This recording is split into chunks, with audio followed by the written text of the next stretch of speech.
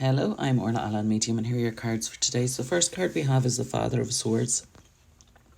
And the Father of Swords comes forward to talk about your problems and issues.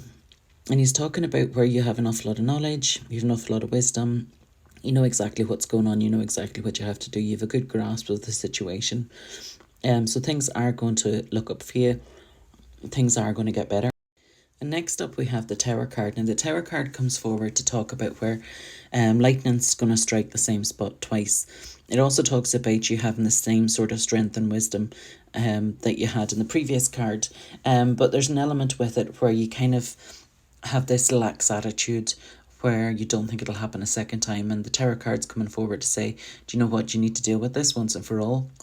You need to put it to bed because it is going to keep coming back. So think of the problem or issue that you have, which you need to deal with and which you're capable of dealing with, and think about how you're going to approach this and make sure that you approach it in such a way that it's dealt with once and for all, that you don't leave any kind of holes unbarred or anything which can make it come back a second time. Or if it does come back a second time, you're aware of it and you're ready for it. You're ready to deal with it when it does.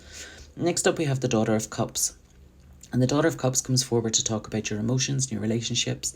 But the Daughter comes forward to talk about where you're dealing with these things in a kind of youthful, innocent sort of way. You're kind of almost looking over your shoulder to see if it's going to come back a third time.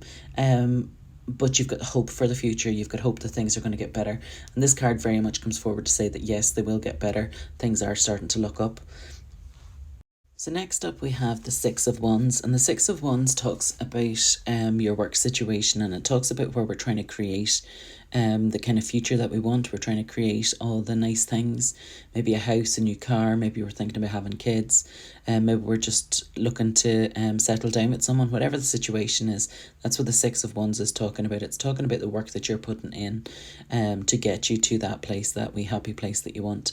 And it kind of feels like you're either slogging too hard, you're working too much at the minute, or you just don't see that you're ever going to get there because it kind of feels like it's going on forever. But the Six comes forward to say, do you know what? It's not all dark. There is sun in the rain, with the rainbow across the top of it. So there is a brighter future. There is a brighter, I just couldn't find the words there. There is a brighter outlook, and it's not too far away. So just keep showing up and putting the effort in, and it'll pay off for you in the long run. Next up we have the Ten of Pentacles, and the Ten of Pentacles talks about your finances, and it talks about your finances moving into a new phase.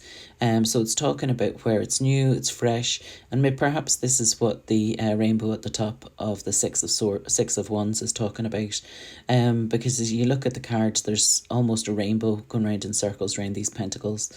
So it very much talks about where we're moving into a phase which is much more productive. You're going to be much happier in this next phase where your finances are concerned.